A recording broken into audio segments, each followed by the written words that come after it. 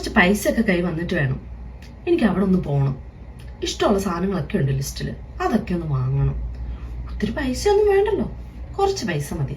എത്ര നാളായി, അതെ എത്ര നാളായി ഇങ്ങനെ ഓരോ ഇഷ്ടങ്ങളും ആഗ്രഹങ്ങളൊക്കെ മനസ്സിൽ കൊണ്ട് കിടക്കുന്നു. വല്ലതും നടന്നോ? ഇല്ലല്ലേ.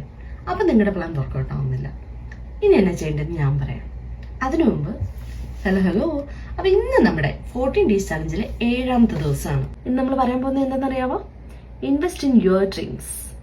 അതായത് നമ്മുടെ സ്വപ്നങ്ങൾക്ക് വേണ്ടി നമ്മൾ ഇൻവെസ്റ്റ് ചെയ്യും. ഒരു ജീവിതമല്ലേ ഉള്ളൂ, ഒരു കൊച്ചു ജീവിതം. ഇതൊക്കെ നടത്തിയെടുക്കാൻ ഇനി നമ്മൾ വേറെ സമയത്തിന് വേണ്ടി നോക്കിയിരിക്കണോ? വേണ്ടെന്നേ.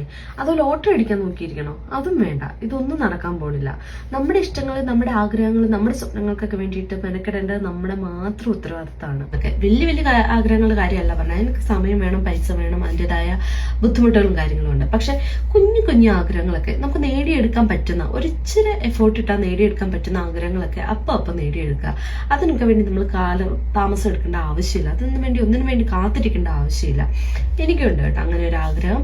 പക്ഷെ അതെന്താന്ന് ഞാനിപ്പോൾ പറയുന്നില്ല, അത് സർപ്രൈസാണ്, പിന്നെ പറയാം. കാശ് സമ്പാദിച്ച് കോടീശ്വരനാകാൻ പറ്റില്ല എന്ന് നമ്മുടെ ഫോട്ടോഗ്രാഫർ നേരത്തെ പറഞ്ഞിട്ടുണ്ട് അല്ലേ?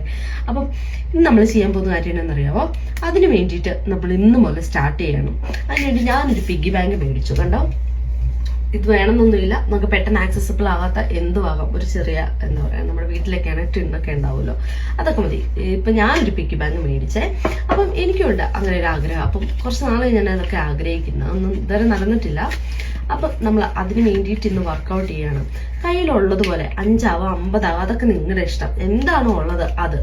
ഇപ്പം നമ്മൾ ഒരുപാട് പൈസ ഒന്നിച്ച് കിട്ടിയിട്ട് കാര്യങ്ങൾ നടത്താൻ നോക്കിയാൽ അത് നടക്കില്ല. അപ്പം നമ്മൾ കയ്യിലുള്ളതുപോലെ നമ്മൾ ചെയ്യുക. അപ്പം ഞാനിതിന് ഫസ്റ്റ് സ്റ്റെപ്പ് എടുത്തു.